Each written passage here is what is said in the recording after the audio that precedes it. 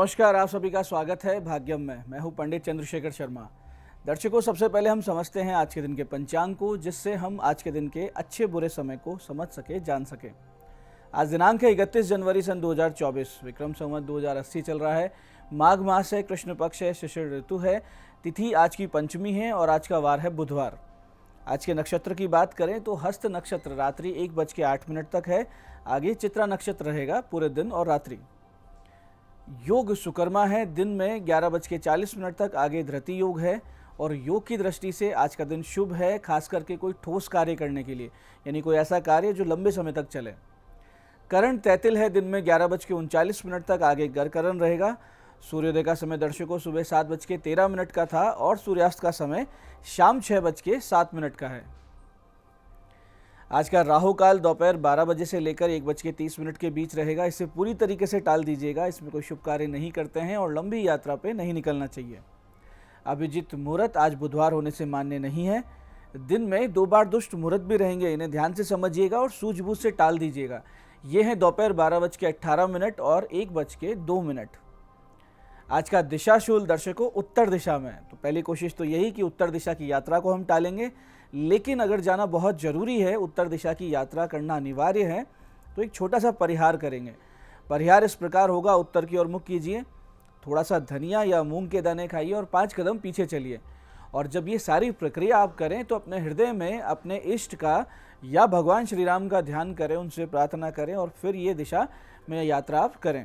ऐसा करेंगे यात्रा बहुत अच्छी रहेगी, सुरक्षित रहेगी और दिशाशूल नहीं लगेगा। आज का शुभ समय दर्शकों, यानी आज के दिन का सदुपयोग करने का जो समय है वो है सुबह 8 बजे से लेकर सुबह 9:55 तक, फिर दिन में 11:20 से लेकर दोपहर 12 बजे तक और फिर दोपहर बाद 3:30 से शाम 6 बजे तक। ये तीनों कालखंड कंपैरेटिवली आज के सबसे अच्छे समय हैं, तो अच्छे प्रयास करें, तो इसी दौरान करेंगे तो सफलता के चांसेस आपको ज़्यादा मिलेंगे। आज की चंद्र राशि दर्शकों कन्या है, यानी चंद्रमा कन्या राशि से गोचर कर रहे हैं, जिससे आज का दिन सभी 12 राशियों के लिए कुछ इस प्रकार रहने वाला है। सबसे पहले बात करते हैं मेष राशि की। तो मेष राशि वाले ननिहाल पक्ष से रहेंगे आज लाभान्वित। वहीं वृष राशि वाले अपनी तेज बुद्धि सूझबूझ से जो भी निर्णय लेंगे उससे बहुत आगे निकल जाएंगे। मिथुन राशि वाले आज घर में हो रही कलह से अवसाद में आ सकते हैं, हो सकता है डिप्रेशन। और कर्क राशि वाले आज आत्मविश्वास से लबरेज रहेंगे। लेखक, शिक्षक, जो भी कलम से जुड़े हुए लोग हैं उनके लिए बहुत अच्छा दिन है। सिंह राशि वाले लोग अपनी वाणी से करेंगे सबको प्रभावित। तार्किकता आपकी पहचान बनेगी। वहीं कन्या राशि वाले आज अपने लिए किसी ऐसे साथी की तलाश करेंगे जो उन्हें ठीक से समझ सके। और तुला राशि वाले आज किसी बड़े निवेश से बचें क्योंकि नुकसान हो सकता है। वृश्चिक राशि वाले आज किसी मनोकामना को पूरा होते हुए देखेंगे। वहीं धनु राशि वाले पाएंगे प्रमोशन और इंक्रीमेंट के चांसेस। और मकर राशि वाले धार्मिक स्थान की यात्रा पर जा सकते हैं आज। वहीं कुंभ राशि वाले आज किसी विवाद से बचे, आपकी कही हुई बात किसी को बहुत ही कड़वी लग सकती है। और मीन राशि वाले आज पा सकते हैं पार्टनरशिप में व्यापार करने का अवसर। अब करते हैं आज के दिन की ज्ञान चर्चा, जो आपकी हमारी अंतर्दृष्टि को, प्रज्ञा को जागृत करेगी। फिर आगे समझेंगे उन विशिष्ट उपायों को जो आपको समस्याओं से बाहर ले आते हैं और जीवन में सफल बना देते हैं। अंत में करेंगे आज के दिन की ज्योतिष मंत्रणा और समाधान। दर्शकों, शास्त्रों में यश कीर्ति को बहुत महत्व दिया गया है और अनेक ऐसे उपाय बताए गए हैं जिनसे यश और कीर्ति की वृद्धि निश्चित रूप से होती है। दान, सत्यवादिता और अपने धर्म का पालन, यानी अपने कर्तव्य कर्म का योगमय होकर निष्पादन, ऐसे उपाय तो हैं। साथ ही शास्त्र आगे कहते हैं कि अक्रोधो गुरु शुश्रूषा शोचम आहार लाघवम नित्य स्वाध्याय इत्येते नियमा पंच कीर्तिता। इसका अर्थ यह है कि अक्रोध यानी क्रोध पर पूर्ण रूप से नियंत्रण। क्रोध बुरा नहीं है दर्शकों, लेकिन अनियंत्रित क्रोध स्वयं आपका अपना ही शत्रु होता है। ऐसे ही गुरु शुश्रूषा यानी गुरु चरणों में भक्ति सेवा। शौच यानी आंतरिक और बाह्य शुद्धि पर विशेष कार्य करना। मिताहार यानी कम भोजन करना, इसका गूढ़ भावार्थ हुआ अपने इंद्रियों पर नियंत्रण रखना। और नित्य स्वाध्याय यानी अपने विद्या, अपने स्किल्स पर नित्य निरंतर काम करते रहना, स्वयं की प्रतिभा को निखारते जाना। ये 5 नियम व्यक्ति को कीर्तिकर बनाते हैं, यानी यशस्वी बनाते हैं। तो आप ये 5 नियम अपने जीवन में अपनाइए ताकि आपकी यश कीर्ति आगे से आगे बढ़ती रहे। तो दर्शकों, ये थी ज्ञान चर्चा। अब बात करते हैं उन विशिष्ट उपायों पर जो आपकी सभी प्रकार की समस्याओं के सरल समाधान करके देते हैं और जिन्हें करके असफलता को बहुत ही पीछे छोड़ते हुए आप सफलता की ओर बहुत तेज गति से, दृढ़ता से अग्रसर होते हैं। सबसे पहले बात करते हैं उनकी जिनका जन्मदिन है। आप सभी जिनका जन्मदिन है, आज आप 400 ग्राम बादाम, 400 ग्राम साबुत धनिया, ये दोनों चीज़ें लेकर अपने सिर पर से उतारा कीजिए और बहते हुए जल में प्रवाहित कर दीजिए। और आज किन्नर को वस्त्र और दक्षिणा देकर आशीर्वाद लें। अगर आज आप विष्णु सहस्त्रनाम के पाठ भी कर लेते हैं तो आने वाला समय निश्चित रूप से बहुत ही पॉजिटिव रहेगा। पूरा वर्ष सुख शांति से ईश्वरीय अनुकंपा के साथ बीतेगा, इसमें कोई संदेह नहीं है।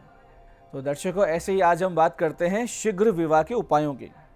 शीघ्र विवाह के लिए सोमवार के दिन 1200 ग्राम चने की दाल, 1.25 लीटर कच्चे दूध का दान करें और ये प्रयोग तब तक करते रहना चाहिए जब तक कि विवाह न हो जाए।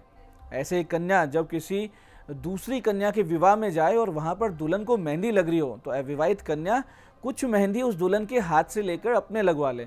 ऐसा करने से विवाह का मार्ग निश्चित रूप से प्रशस्त होता है।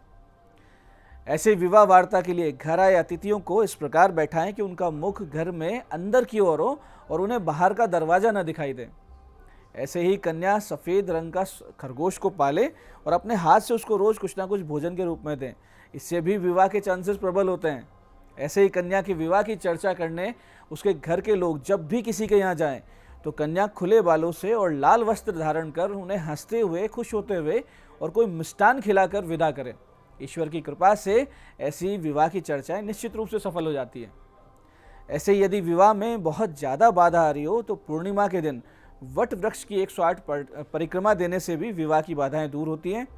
गुरुवार को वट वृक्ष, पीपल, केले के वृक्ष, इन पर जल अर्पित करने से भी विवाह संबंधित बाधाएं दूर होती हैं। ऐसे जिन लोगों को शीघ्र विवाह की कामना हो उन्हें गुरुवार को गाय को यानी गौ माता को 2 आटे के पेड़े पर थोड़ा सा हल्दी लगाकर खिलाना चाहिए। इसके साथ ही थोड़ा सा गुड़ और चने की पीली दाल का भोग गाय को लगाएं, बहुत ही शुभ होता है। इन सब उपायों के अतिरिक्त आप एक साधना भी कर सकते हैं जो आपको यथाशीघ्र बहुत ही योग्य वर वधु प्राप्ति करवा देगी।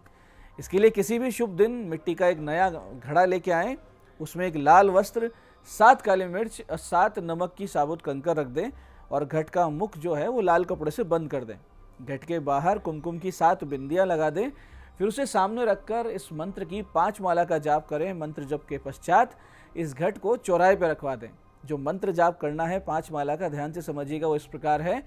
ओम देवेंद्राणी नमस्तुभ्यम देवेंद्र प्रिय भामिनी विवाहम भाग्यम आरोग्यम शीघ्रम लाभम च देहि में। मंत्र को फिर से समझते हैं। ओम देवेंद्राणी नमस्तुभ्यम देवेंद्र प्रिय भामिनी विवाहम भाग्यम आरोग्यम शीघ्रम लाभम च देहि में। इस प्रकार से आप ये साधना करेंगे, लड़का हो या लड़की जिसका विवाह नहीं हो रहा है उसको बहुत ही शीघ्र योग्य साथी की प्राप्ति हो जाएगी।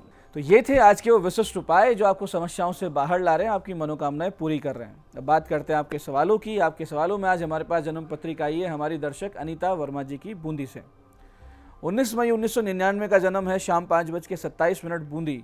प्रश्न है, विवाह का योग कब है और कैसा रहेगा वैवाहिक जीवन। देखिए अनीता जी, पहले आपके दूसरे प्रश्न पे बात करते हैं कि कैसा रहेगा वैवाहिक जीवन। आपके सप्तम भाव यानी विवाह भाव में नीच राशि में शनि बैठे हैं। भाग्येश बुध भी अस्त होकर साथ में है और मंगल की सीधी दृष्टि भी इन पे है। ऐसे में विलंब से विवाह होता है, विवाह में अड़चनें आती हैं और विवाह पश्चात अलगाव की नौबत बार बार आती है। ऐसे में आप शनि मंगल बुध के जप अवश्य करवाइए। नित्य शिव पार्वती का पूजन करें और व्रत कर सकती हो तो आप प्रदोष का व्रत शुरू कर दीजिए। आपके विवाह का जो योग है वो जून से नवंबर 2026 के मध्य बन जाएगा। आज की दूसरी पत्रिका हमारे पास आई है हमारे दर्शक जीतपाल जी की। 16 दिसंबर 1995 का इनका जन्म है, सुबह 4:29 बीकानेर। तलाक का केस चल रहा है, कब तक समाधान होगा ये इनका प्रश्न है। देखिए जीतपाल जी, सप्तम यानी विवाह भाव में शनि की नीच दृष्टि है, द्वितीय द्वादश में सूर्य राहु ग्रहों की उपस्थिति, तो ये स्थिति तो बननी थी। आपका भाग्येश भी अस्त है और 12वें भाव में चंद्र राहु का ग्रहण दोष भी है। ऐसे में आपके खिलाफ फैसला आने की पूरी संभावना है और आप बहुत ज़्यादा डिप्रेशन से गुजर भी रहे हैं।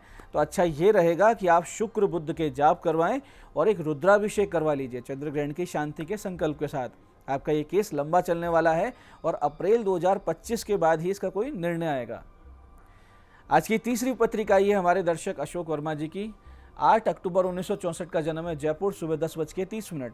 समय अच्छा कब आएगा ये इनका प्रश्न है। देखिए अशोक जी, आपका वृश्चिक लग्न है, तुला राशि है, भाग्येश चंद्रमा 12वें भाव में होने से जन्म स्थान से विशेष भाग्योदय कभी नहीं मिला करता है। उस पर आपके अभी 2022 तक केतु की दशा थी, जिसने आपको आर्थिक, सामाजिक हर प्रकार से परेशान किया है, काम खराब किए हैं, रिश्ते तोड़वाए हैं। अब दशा आपकी अच्छी आ चुकी है, लेकिन अंतरदशा में समस्या है जो मई 2024 से सुधरने लगेगी। गले में मूंगा धारण कर लीजिए, हाथ में मोती धारण कर लीजिए, बहुत सी समस्याओं में कमी आने लगेंगी। आपकी अधिकांश समस्याएं मई से वैसे भी कम हो रही है। तो दर्शकों, ये था आज का पंचांग, आज के विशिष्ट उपाय और ज्ञान चर्चा। मैं पंडित चंद्रशेखर शर्मा ये आशा करता हूँ कि बताए उपायों को सही विधि, सटीक समय, अटूट श्रद्धा से करके आप पूरा लाभ उठाएंगे और जो ज्ञान चर्चा, जो सत्संग हमने किया, इसे अपने जीवन में उतारेंगे। धीरे धीरे आपका जीवन शिवमय, सत्यमय, आनंदमय होता जाएगा। मैं महादेव से प्रार्थना करता हूँ कि जब आप हमारे बताए हुए उपाय करें तो आपके कष्टों का निवारण अवश्य हो और मनोकामना पूर्ति निश्चित रूप से हो। कार्यक्रम में बने रहने के लिए बहुत बहुत साधुवाद। भगवती आप सबका कल्याण करे। जय आदिशक्ति।